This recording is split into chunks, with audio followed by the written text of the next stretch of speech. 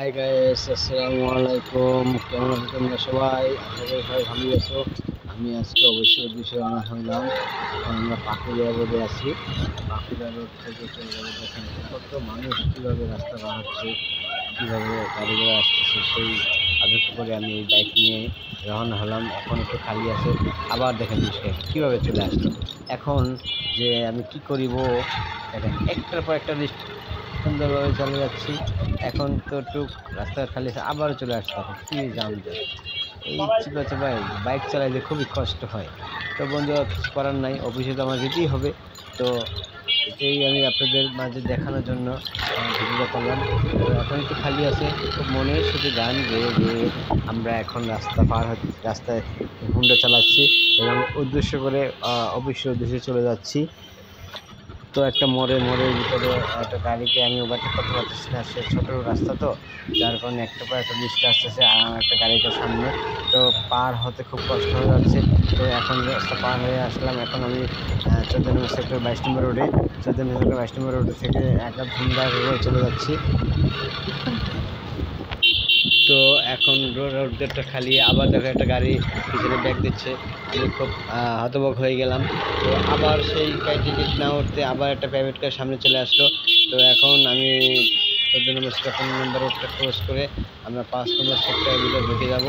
তো এখন রাস্তায় পানি আছে, তো গাড়িটা জোরে চালানো যাচ্ছে না, কী করার আছে। তো আমরা চলে যাচ্ছি এখন জসীমউদ্দিনের রোডে। আমরা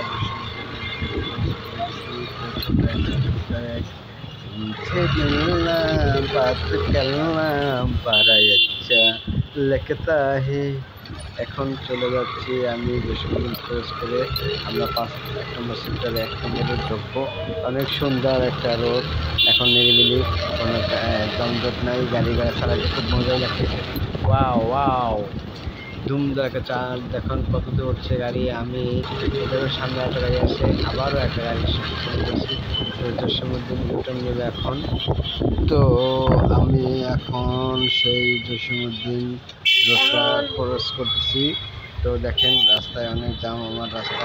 এই যে জসীমউদ্দিন ক্রস করা হয়ে গেল, আমি রাস্তার অপর সাইডে আছি। তো এখন ধুমধার একটা টান দেবো। এখন আমরা এয়ারপোর্ট রোডে আছি। এয়ারপোর্ট রোডে দেখেন রাস্তায় অনেক কি আছে, যানজট আছে। তো আমার সময় নাই, আবার এখন টাইম হয়ে যাচ্ছে, মাত্র 15 মিনিট বাকি আছে। আমি এয়ারপোর্টের কাছাকাছি, 15 মিনিটের ভিতরে আমার মহাখালী চলে যেতে হবে। তো যাচ্ছি এখন আমি শিলক্ষেতের কাছাকাছি। শিলক্ষেতের সুন্দর লাগতেছে দেখতে, আর ভালোই লাগতেছে রাস্তায়। তো কিলারি আছে। তো 10টার সময় আরম্ভ হবে। তো তাই রাস্তা করে চালাচ্ছি। সে সামনে একটা বাস চলে আসছে, বাসটার জন্য আমি একটু হালকা ধীরে ধীরে পাম্পে চাপিয়ে চলে এসে টান দিয়ে। তো আমি এখন 60 আসে আমার গাড়িটা। দেখেন রাস্তাঘাটে আপনাকে হালকা থাকবেন না, আমাদের বাইক চালানো কষ্ট হয়ে যায়।